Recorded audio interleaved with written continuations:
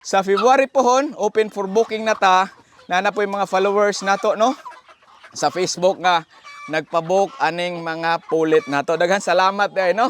Shout out sa tanang mga followers na kong subscriber di ay sa YouTube, no? Kuha na ta 31,000 followers sa ato ang Facebook, no? Daghan kay salamat pero suwa kay bawo diha na po tay TikTok. Murag 3,000 na tas TikTok hapit followers man sa TikTok. Nya sa YouTube gihapon, sa Wakibaw na ta YouTube channel, ato na ko ipang post ang mga long form nga video na to una, no?